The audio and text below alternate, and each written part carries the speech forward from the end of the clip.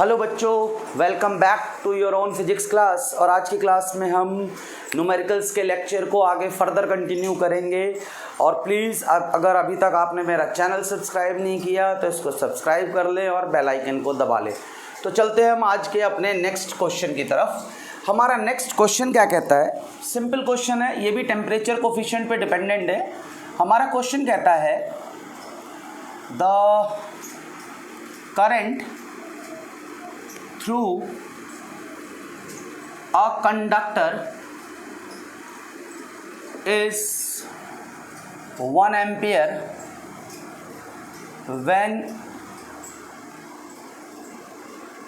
temperature is 0 degree Celsius and 0.7 ampere when the temperature is 100 degrees Celsius. What would be current when the temperature of conductor is 1200 degree Celsius?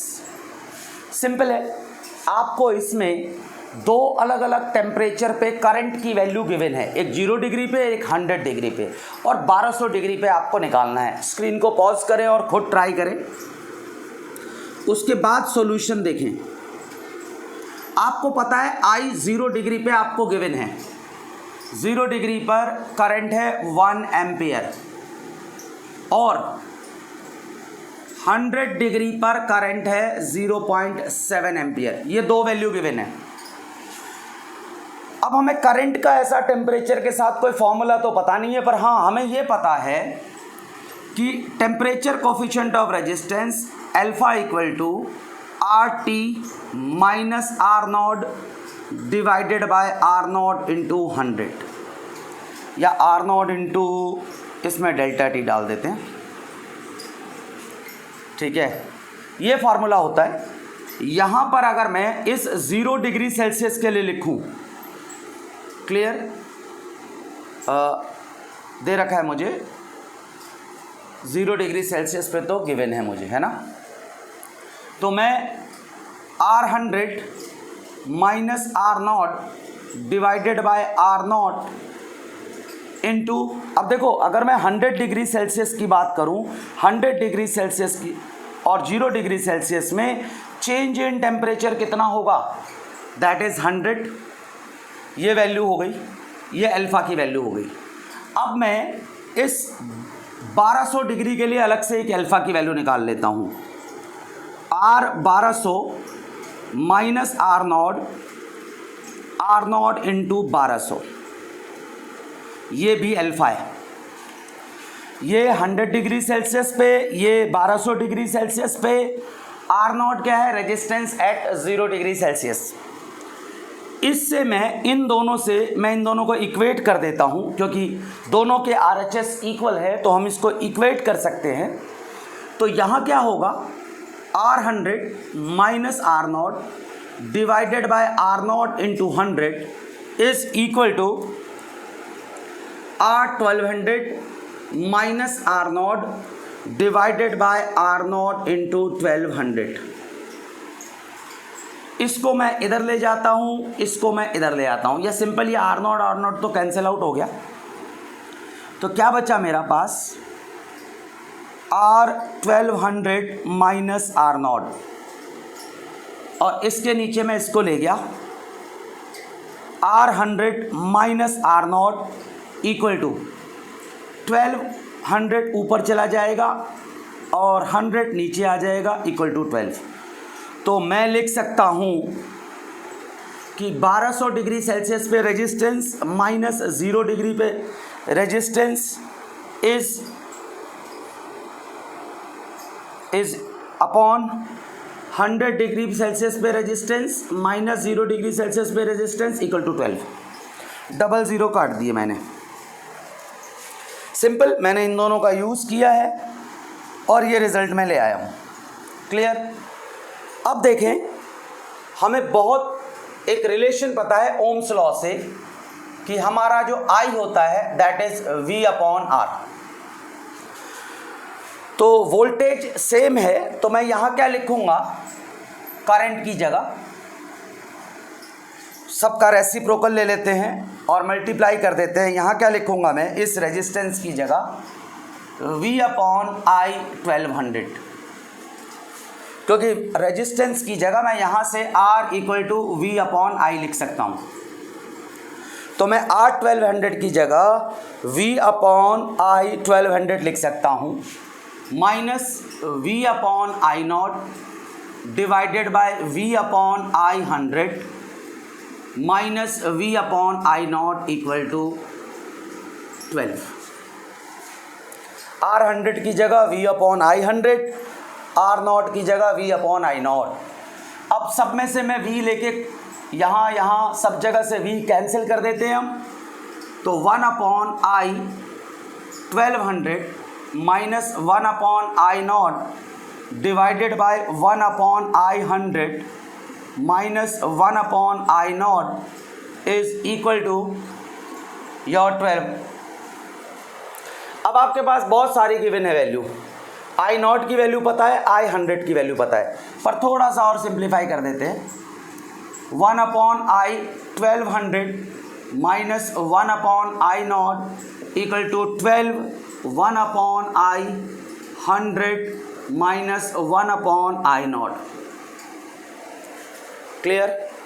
अब ये तो मुझे पता ही नहीं value, 1200 पे मुझे पता ही नहीं करंट की वैल्यू। हाँ मुझे पता है 0 डिग्री सेल्सियस पे पता है मुझे 1 एम्पियर, तो मैं यहाँ 1 लिख सकता हूँ इक्वल टू 12। यहाँ मुझे पता है I 100 डिग्री सेल्सियस पे कितना है 0.7, 1/0.7 और मुझे 0 डिग्री पे पता है फिर से 1।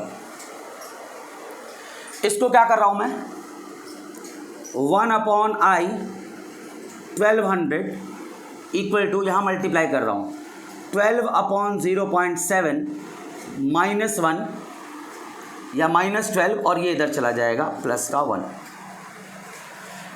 इसको थोड़ा और सिंप्लीफाई कर लेते हैं, यहाँ 11 आ जाएगा, 12 माइनस 11/0.7। अगर मैं इसका रेसिप्रोकल कर लूँ या इस रेसिप्रोकल ना करके मैं क्या कर रहा हूँ, इसको 10 ऊपर भेजता हूँ, तो 120/7 माइनस 11। तो यहाँ क्या लिखेंगे, 1/I 1200 equal to 120 minus 11 minus 77, LCM ले लेते हैं 7 और 77/7। Result is what, 43/7। ये आपकी वैल्यू आ गई। तो which implies that your I at 1200 degree Celsius equal to 7/43 ampere. अब आप इसको कैलकुलेट कर लेंगे। कैलकुलेट करने के बाद I 1200 डिग्री के ऊपर लगभग 0.163 एम्पियर के करीब आएगा। कैलकुलेट कर सकते हैं। This is the one of the tricky question जिसमें आपको अलग अलग डिग्री पर करंट गिवन है, आपको उससे दूसरे एक अलग टेम्परेचर पे करंट निकालना है। तो आपको अल्फा का रिलेशन रेजिस्टेंस के साथ पता है, करंट के साथ पता नहीं है। तो रेजिस्टेंस के साथ रिलेशन से करंट के साथ रिलेशन बनाने के लिए ओम्स लॉ का यूज़ करके हमने ये वैल्यूज़ पुट कर दी और हमारा रिजल्ट आपके सामने है। क्लियर? स्क्रीन को पॉज करें और इसको राइट डाउन करें, फिर हम शुरू करते हैं अपना नेक्स्ट क्वेश्चन। और नेक्स्ट क्वेश्चन हम ग्रुपिंग ऑफ रेजिस्टेंसेस से करेंगे। आपको पता है जब हम रेजिस्टेंसेस को सीरीज़ में लगाते हैं, पैरेलल में लगाते हैं, तो हमारे रिजल्ट में चेंजेस आते हैं। तो अब हम ग्रुपिंग ऑफ रेजिस्टेंसेस पे क्वेश्चंस करेंगे। तो इन्हीं में से एक मैं सर्किट का आपको क्वेश्चन देता हूँ, which is the very simple question कि भाई मेरे पास एक सर्किट है जिसमें मैं डिफरेंट रेजिस्टेंसेस का यूज़ कर रहा हूँ। ये मैंने की लगा दी है। ये मेरे पास एक 2 ओम का रेजिस्टेंस है, ये 4 ओम का रेजिस्टेंस है, ये 8 ओम का रेजिस्टेंस है।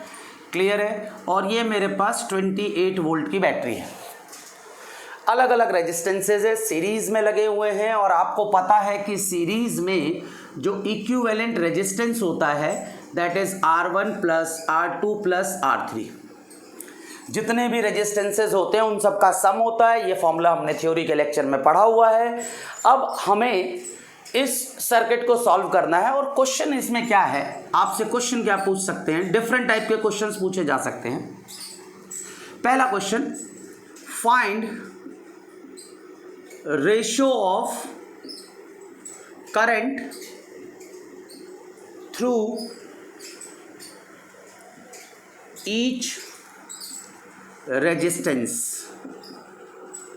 ये जितने भी रेजिस्टेंसेस हैं सब में जो करंट फ्लो होगी उनका रेशियो बताना है आपको। दूसरा क्वेश्चन क्या है, find ratio of voltage across each register. तीसरा क्वेश्चन क्या है, फाइंड वोल्टेज अक्रॉस ईच। हर एक के अक्रॉस आपको वोल्टेज बताना है। ये तीनों में से कोई भी सवाल या तीनों या दो कुछ भी आपसे पूछा जा सकता है। अब स्क्रीन को पॉज करें और इसको ट्राई करें, खुद ट्राई करें इसको। मैं क्या करता हूं, यहां से करंट आई का फ्लो कराता हूं। और चूंकि ये सीरीज है तो मुझे पता है कि in series current remains constant in steady state. Series में करंट कांस्टेंट फ्लो होता है। तो अगर मैं इसके अक्रॉस करंट की बात करूं तो I1, या इसके अक्रॉस मैं लिख दूं कि करंट होगा I2 और इसके अक्रॉस करंट होगा I3। पर क्योंकि सब में सेम करंट फ्लो होता है, करंट तो सब में सेम है, एक ही पाथ है, यानी जितना करंट इसमें जाएगा उतना ही इसमें, उतना ही इसमें। मींस I1 I2 I3 तीनों ही बराबर होंगे। तो इनका रेशो 1:1:1 होगा। सीरीज में सेम करंट फ्लो होता है। ये तो वैसे ही पता है, तो बिना सॉल्व किए ही आप बोल सकते हो सब में करंट का रेशो 1:1 होगा। अगर मैं रेशो ऑफ वोल्टेज पूछूं, V1 ratio, V2 ratio, V3 मैं यहां पूछूं तो इसको निकालने में थोड़ा सोचना पड़ेगा। देखो V1 वो वोल्टेज है जो इस रजिस्टर ने ड्रॉप किया है अपने अंदर, V1। V2 वो है जो इसने किया है और V3 वो है जो इसने किया है। तीनों रेजिस्टेंसेस, क्योंकि इनके रेजिस्टेंस की वैल्यू सबकी अलग अलग है, करंट सब में सेम फ्लो हो रहा है, तो V इक्वल टू, आपको पता है V इक्वल टू I/R होता है। क्योंकि करंट सेम है, रेजिस्टेंस अलग है, तो सब में वोल्टेज भी अलग अलग होगी। तो मैं यहाँ पर V1 की जगह, करंट तो सब में सेम है तो I, इसका रेजिस्टेंस R1 ले लेते हैं, IR1। करंट इसमें भी सेम होगी तो IR2, और करंट इसमें भी सेम होगी IR3। सब में से I कॉमन है, बाहर निकाल लेते हैं तो R1 ratio R2 ratio R3। This is your V1 ratio V2 ratio V3। और रेजिस्टेंसेस का रेशो आपको पता है, ये 2 है, ये 4 है और इसके नेक्स्ट वाला 8 है। तो ये कितना आ गया, दिस बिकम्स 1:2:4। 2 कॉमन लेके कट कर दो। ये हर एक के अक्रॉस आपका वोल्टेज का रेशियो आ गया। एक और क्वेश्चन है, हर एक के अक्रॉस आपको वोल्टेज फाइंड करनी है। हर रजिस्टर के अक्रॉस आपको वोल्टेज चाहिए। तो उस वोल्टेज को निकालने के लिए एक तो रेशियो वाला क्वेश्चन है, तरीका है, सिंपल निकाल सकते हैं। एक उससे भी बेस्ट है जो थोड़ा सा लेंथी है बट इजीएस्ट मेथड है। देखें, आपको पता है कि R इक्विवेलेंट इस सर्किट का टोटल रेजिस्टेंस कितना होगा, 2 + 4 + 8 विच इज 14 ओम, और I = V/R which is 28/14 = 2 ampere. यानी इस सर्किट में 2 एम्पियर करंट यहां से फ्लो होगा। अब अगर 2 एम्पियर करंट गया तो V1 की वैल्यू कितनी आ गई, 2 × 2 = 4 वोल्ट। V 2 एम्पियर 2 ओम के अक्रॉस। अगर V 4 ओम के अक्रॉस चाहिए तो 2 × 4 = 8 वोल्ट। और अगर V आपको 8 ओम के अक्रॉस चाहिए तो 2 × 8 = 16 वोल्ट। और आप देखो 4 वोल्ट, 16 वोल्ट, 8 वोल्ट, इन सब का सम कितना आ रहा है, 28 वोल्ट। यानी जो बैटरी ने 28 वोल्ट दिया है वो रेजिस्टेंसेस के अक्रॉस ड्रॉप होगा। हम ये मानते हैं कि कॉपर वायर के अक्रॉस वोल्टेज ड्रॉप 0 है, ये हम थियोरेटिकली मानते हैं। प्रैक्टिकली कॉपर की वायर में भी रेजिस्टेंस का ड्रॉप होता है। आपको पता है कि अगर आप एक 60 वाट का बल्ब जला रहे हो या 60 वाट का फैन चला रहे हो या एक 1.5 टन का AC चला रहे हो तो आपका बिल नॉर्मल से ज़्यादा आता है, क्योंकि कॉपर वायर का अपना रेजिस्टेंस होता है। पर सर्किट में हम आइडियल फॉर्म में ये मानते हैं कि कॉपर के अक्रॉस का वोल्टेज ड्रॉप 0 है, इसीलिए हमने माना कि वोल्टेज सिर्फ इस रेजिस्टेंसेस के अक्रॉस ड्रॉप हुआ है। इसको करने का एक और तरीका है। आपको पता है टोटल वोल्टेज कितनी है, 28। V नेट कितना है आपके पास, 28। क्लियर। अगर आपको रेजिस्टेंसेस का रेशियो पता है, रेजिस्टेंसेस का सम पता है आपको, ये जितने रेशियोज हैं आपके पास इनके आपको पता है वोल्टेजेस का रेशियो क्या है, 1:2:4। ये कितना हो गया इनका सम, 7 हो गया, 7 हो गया। तो अगर आप चाहें तो वोल्टेज अक्रॉस 2 ओम के लिए क्या कर सकते हैं, 1/7, इसके अक्रॉस 1 है, 1/7, और टोटल कितना है आपका 28। तो यहाँ पर 4 आ जाएगा। V अक्रॉस 4 ओम निकालना चाहते हैं तो उसका रेशियो क्या है, 2। तो 2/7 × 28, 8 वोल्ट आ गया। और अगर V अक्रॉस 8 ओम चाहिए तो 4/7 × 8 × 28। इस तरीके से भी निकाल सकते हैं, बट ये तरीका ज़्यादा बेटर है कि करंट निकाल के कर लें आप। कभी कभी इसमें मिस्टेक हो जाती है, तो ये भी कर सकते हैं, ये भी कर सकते हैं, चॉइस इज योर्स। क्लियर। अब इसी सीरीज में हम एक दूसरे टाइप का क्वेश्चन देखते हैं। उससे पहले आप स्क्रीन को पॉज करके इसको राइट डाउन कर लें। एक और क्वेश्चन देखते हैं, इसमें बहुत सिंपल सा क्वेश्चन है। अभी बिल्कुल सिंपल क्वेश्चंस करेंगे हम सीरीज और पैरेलल में, जस्ट रेशियोज निकालना सीखते हैं।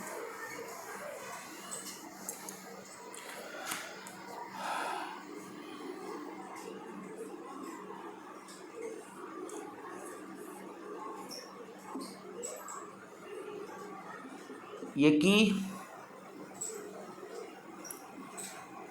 This is 8 ohm, this is 16 ohm, this is V। Question क्या है, if current through 8 ohm resistance is 2 ampere, find voltage across each resistor and battery voltage. 2 चीज़ें चाहिए आपको। आपको दे रखा है कि जो 8 ओम है आपके पास, इसके थ्रू 2 एम्पियर का करंट फ्लो हो रहा है। तो आपको पता है इसके अक्रॉस वोल्टेज कितना होगा, V equal to I into R, 2 into 8 equal to 16 volt. और यहाँ देखें अगर इसमें 2 एम्पियर है तो इसमें भी 2 एम्पियर होगा, दोनों सीरीज में हैं, तो V अक्रॉस 16 ओम यानी 2 इंटू 16 इक्वल टू 32 वोल्ट। तो बैटरी वोल्टेज कैसे निकालेंगे, it is voltage drop across 8 ohm, voltage drop across 16 ohm, it will become 16 plus 32 equal to 48 volt। बिल्कुल सिंपल है, सिंपल टाइप के क्वेश्चन से शुरुआत की है हमने। स्क्रीन को पॉज करें, इसको राइट डाउन कर लें आप।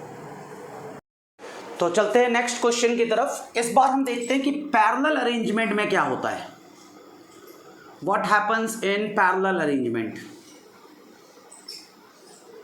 ये भी पैरेलल का मैं सबसे बेसिक टाइप का क्वेश्चन ले रहा हूं, सबसे बेसिक, जिसमें आप R1 और वैल्यू डाल देते हैं, R1 R2 ना लेके यहाँ पर डालते हैं 4 ओम, यहाँ 8 ओम, यहाँ 16 ओम, ये डाला मैंने और मैंने यहाँ पर बैटरी कनेक्ट कर दी, की भी लगा दिया। क्लियर। अब आपसे सेम क्वेश्चन है।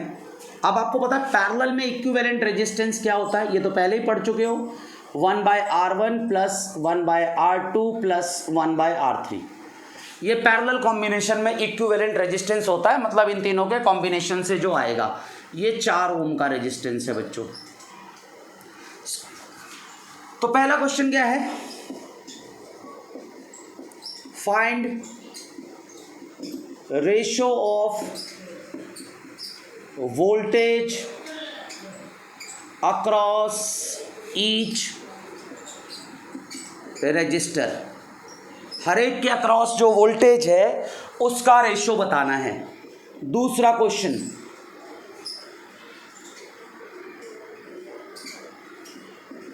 Ratio of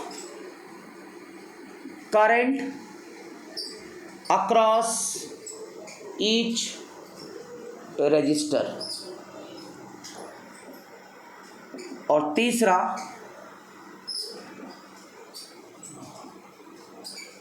current through each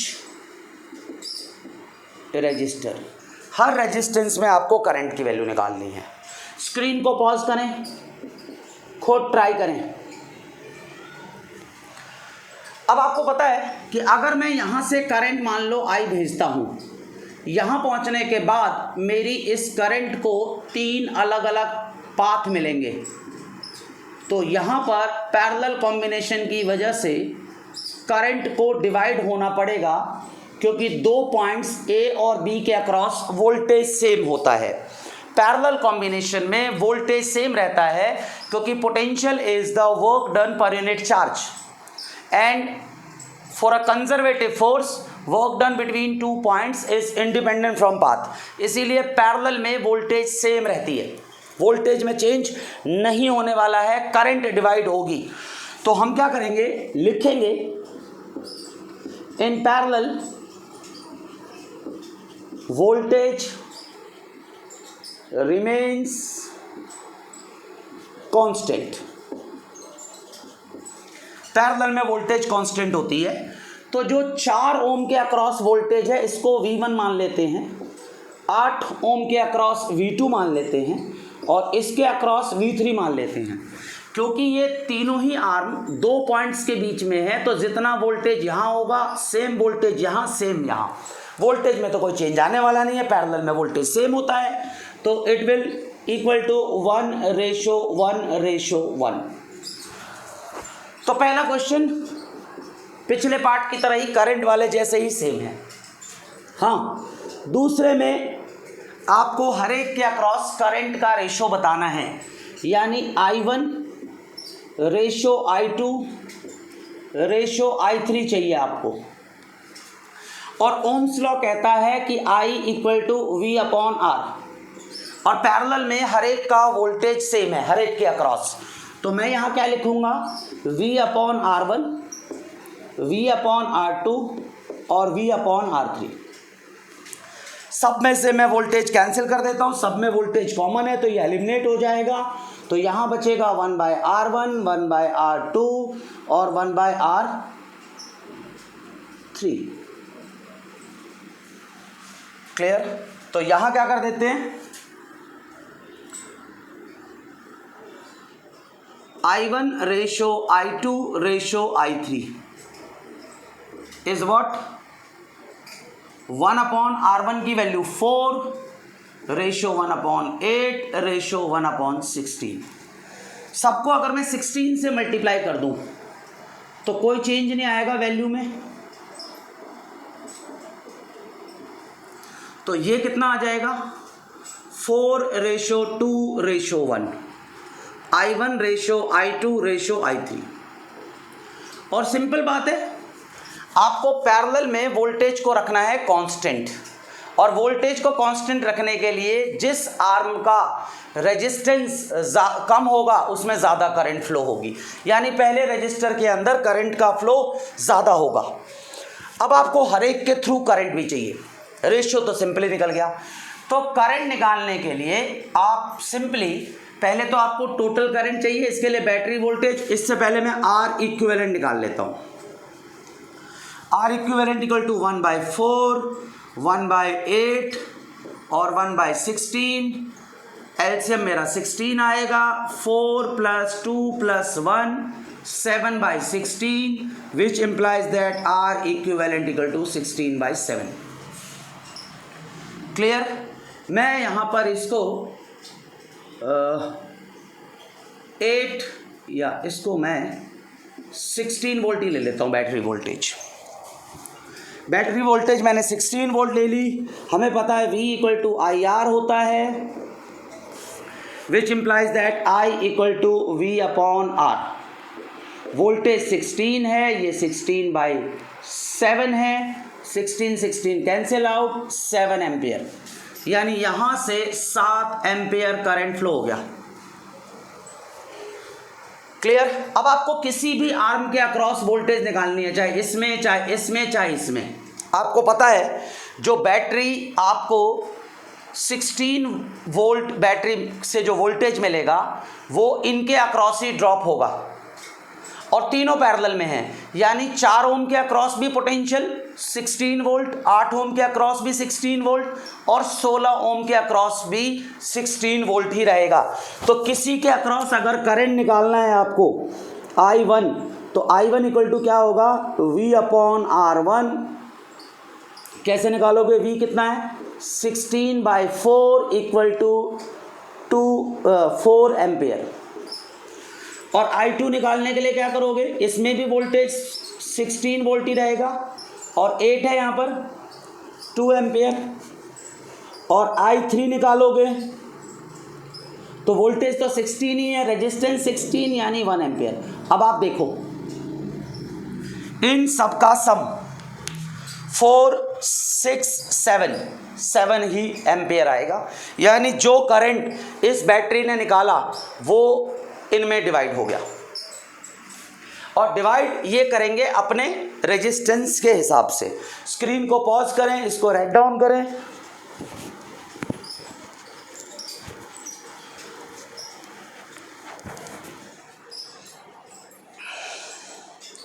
तब तक हम चलते हैं अपने नेक्स्ट क्वेश्चन की तरफ।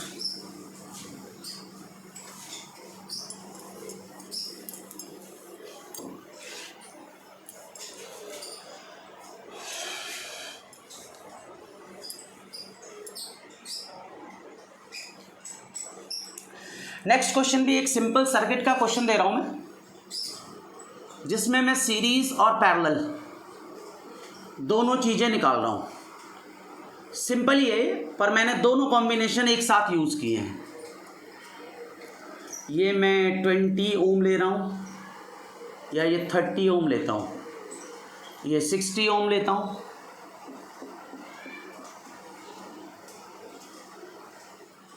ये मेरा 20 ओम आ गया और इसको मैं 40 वोल्ट की बैटरी लेता हूँ। ये इसमें क्या कहता है आपको, ऐसा बड़ा सर्किट भी हो सकता है। पहले छोटे से शुरुआत करते हैं। क्वेश्चन क्या कहता है आपको, पहला पूछेगा इक्विवेलेंट रेजिस्टेंस पूछ सकता है आपसे, बहुत आसान है इसमें तो। दूसरा करंट इन सर्किट। तीसरा करंट अक्रॉस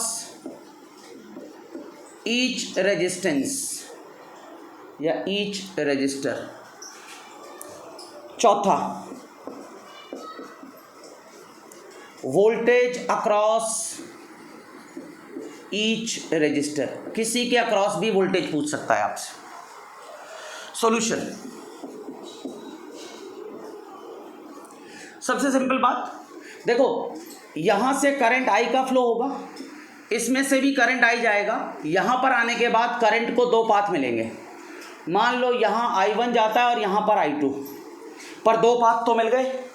दो पाथ मिलने का मतलब है ये और ये पैरेलल में है, और आपको पता है 60 और 30 का पैरेलल निकालोगे तो 1/R इक्विवेलेंट 1/30 प्लस 1/60, यह सिंपल है। 30 इंटू 60/90 कर दो,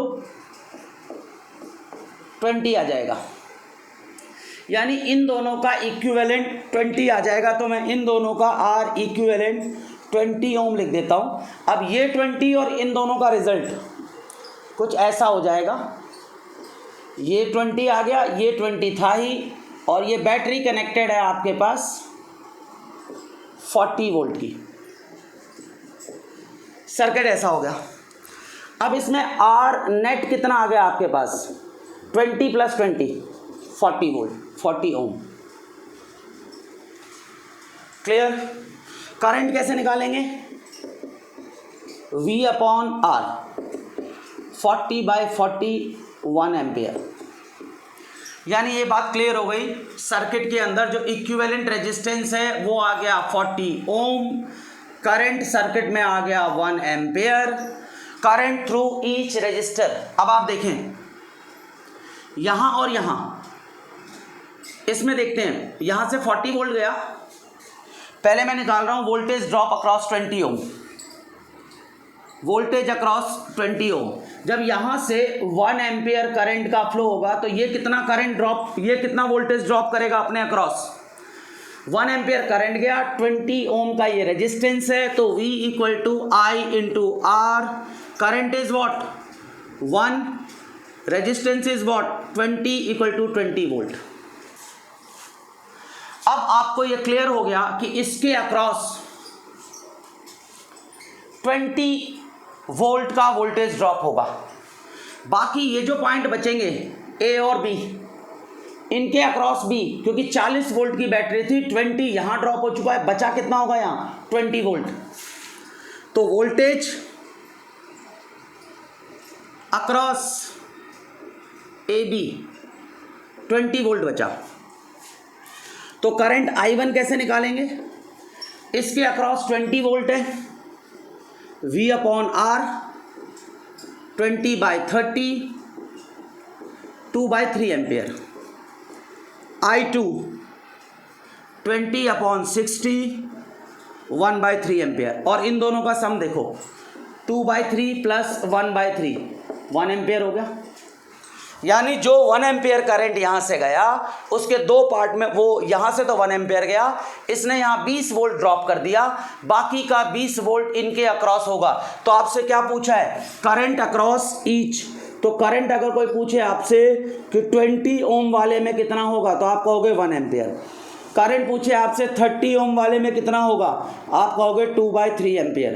कोई पूछे करंट 20 एम्पियर वाले में कितना होगा तो 1/3 एम्पियर। अगर पूछे कि वोल्टेज अक्रॉस 20 ओम कितना होगा तो 20 वोल्ट। वोल्टेज अक्रॉस 30 ओम कितना होगा 20 वोल्ट। वोल्टेज अक्रॉस 60 ओम कितना होगा 20 वोल्ट। याद रखना वोल्टेज दो पॉइंट्स के बीच में होता है, इसके और इसके अक्रॉस, इनका सम मत कर देना कि 20 + 20। पैरेलल में जितना वोल्टेज इसमें होगा उतना ही इसमें होगा। अगर आपने इन दोनों के अक्रॉस 20 वोल्ट लगा रखा है तो वो एक ही कंसीडर होगा, इनका सम नहीं करना है। 20 ये और 20 ये 40 वोल्ट के बराबर। क्लियर? इसी तरह से आप न्यूमेरिकल करते रहें। किसी भी डाउट के लिए कमेंट करें, डेफिनेटली आपके कमेंट का आंसर दिया जाएगा, आपकी प्रॉब्लम को सॉल्व कराया जाएगा। Thank you so much.